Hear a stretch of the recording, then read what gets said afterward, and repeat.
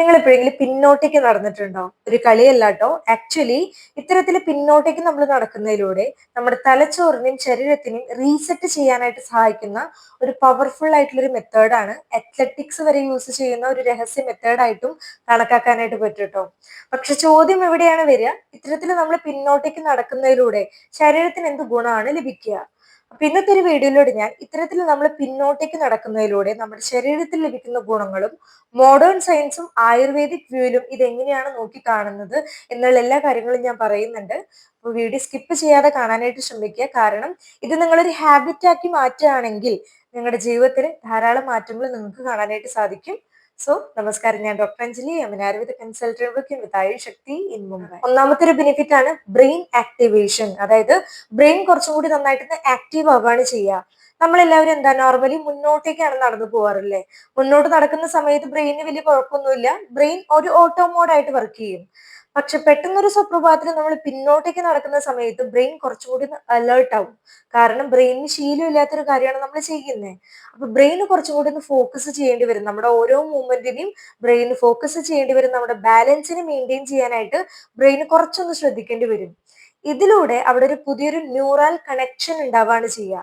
ഇത് നമ്മുടെ coordination improve ചെയ്യാനും റിയാക്ഷൻ ടൈം കുറച്ചൊന്ന് കൂട്ടാനും വളരെ നല്ലൊരു കാര്യമാണ്. ഇപ്പൊ നിങ്ങൾക്ക് പെട്ടെന്ന് ബാലൻസ് പോകുന്ന ആളുകളൊക്കെയാണ്, നിൽക്കുന്ന സമയത്ത് പെട്ടെന്ന് ബാലൻസ് ഒക്കെ പോകുന്നവരാണെങ്കിൽ ഇത്തരത്തിലുള്ള ബാക്ക്വേർഡ് വാക്കിംഗ് നിങ്ങളുടെ ഈ ഒരു പ്രശ്നത്തിന് പെട്ടെന്ന് റിക്കവറി ചെയ്യാനായിട്ട് വളരെ നല്ലൊരു കാര്യമാണ്.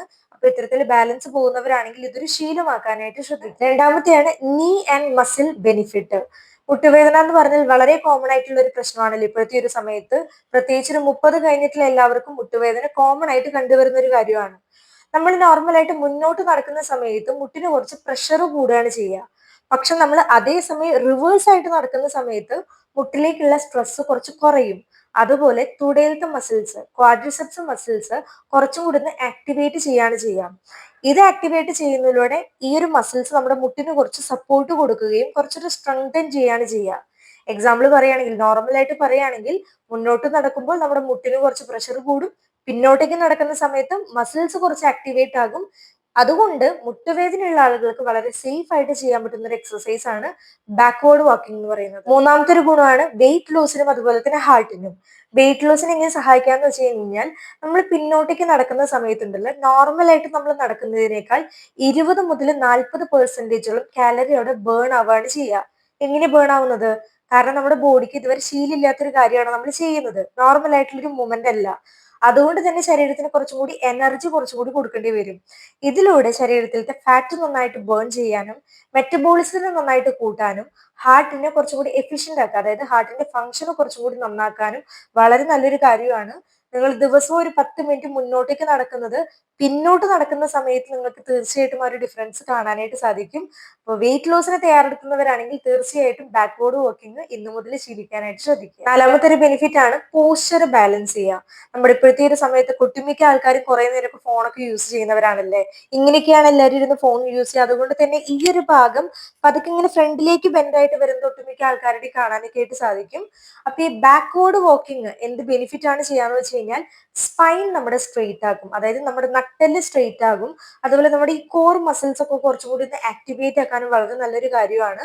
അതുകൊണ്ട് തന്നെ നമ്മുടെ ബോഡിയുടെ പോസ്ചറിനെയും ഇത് കറക്റ്റ് ചെയ്യും. ഇപ്പൊ നിങ്ങൾക്ക് നട്ടല് വേദന, അതായത് നമ്മുടെ തണ്ടല് വേദനയൊക്കെ ഉള്ളവരാണ്, കഴുത്തിന്റെ ഈ ഒരു ഭാഗത്തൊക്കെ വേദനയുണ്ട്, കുറെ നേരം ഇങ്ങനെ സിസ്റ്റം വർക്കൊക്കെ ചെയ്യുന്നവരൊക്കെ ആണെങ്കിൽ തീർച്ചയായിട്ടും നിങ്ങൾ ട്രൈ ചെയ്യണം. കുറച്ച് നാൾ ട്രൈ ചെയ്യുമ്പോൾ തന്നെ ഇവിടേക്കുള്ള ഒരു പ്രഷർ നിങ്ങൾക്ക് പതുക്കെ പതുക്കെ കുറയുന്നതായിട്ട് കാണാനായിട്ട് സാധിക്കും. നിങ്ങളുടെ പോസ്ചറിനെ നല്ല രീതിയിൽ മെയിൻറ്റെയിൻ ചെയ്യാനും നല്ലൊരു കാര്യമാണ്. ഈ കൂനൊക്കെ ഉള്ളവരൊക്കെ ആണെങ്കിൽ ഉണ്ടല്ലോ, കുറെ പേരെ കാണാനായിട്ട് പറ്റി ഇങ്ങനെ ഈ ഒരു ഭാഗത്ത് ബൾജ് പോലെ, അവർക്കും ഈ ഒരു ബാക്ക്വേർഡ് വാക്കിംഗ് വളരെ നല്ല റിസൾട്ട് കൊടുക്കും. തീർച്ചയായിട്ടും ഇത് നിങ്ങൾ ട്രൈ ചെയ്യാനായിട്ട് ശ്രദ്ധിക്കും. അടുത്തൊരു ബെനിഫിറ്റ് ആണ് നമ്മുടെ മൈൻഡ് റിലാക്സേഷന് വേണ്ടിയിട്ട് ഒരു മൈൻഡ് എക്സസൈസ് ആയിട്ട് നമുക്കിനെ കണക്കാക്കാൻ പറ്റും കേട്ടോ. എങ്ങനെയാന്ന് വെച്ച് കഴിഞ്ഞാൽ, നമ്മൾ പിന്നോട്ട് നടക്കുന്ന സമയത്ത് ആ ഒരു നമ്മുടെ മൈൻഡ് ആ ഒരു പ്രസന്റ് ടൈമിൽ നമ്മുടെ കൂടെ ഉണ്ടാകും. കാരണം നമുക്കൊരു പേടിയായിരിക്കും, നമ്മൾ എവിടെയെങ്കിലും പോയി വീഴുകയോ എവിടെയെങ്കിലും പോയി ഇടിക്കുകയോ എന്നുള്ളൊരു പേടി കൊണ്ട് മൈൻഡ് ഫുൾ ഒരു കോൺസെൻട്രേഷനോട് കൂടിയാണ് നമ്മൾ നടക്കുക.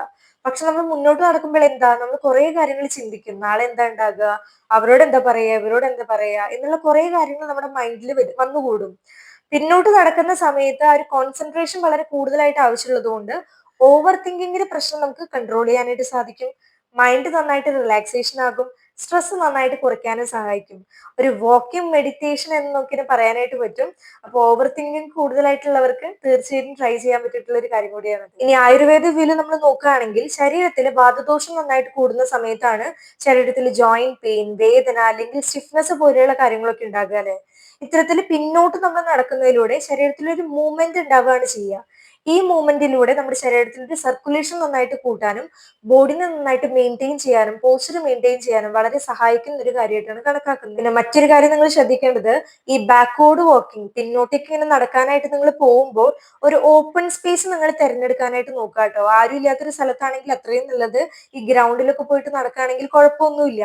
കാരണം നിങ്ങൾ പിന്നോട്ടേക്ക് നടക്കുന്ന സമയത്ത് എപ്പോഴെങ്കിലും വീഴുവോ, അല്ലെങ്കിൽ ആദ്യമായിട്ട് നടക്കുകയാണെങ്കിൽ പിന്നോട്ടേക്ക് പെട്ടെന്ന് വീഴാനുള്ള ചാൻസസ് ഉണ്ട്. പിന്നെ പതുക്കെ പതുക്കെ നടക്കാനും കൂടി നോക്കുക. ഒരു ഹെർബറിയും വേണ്ട.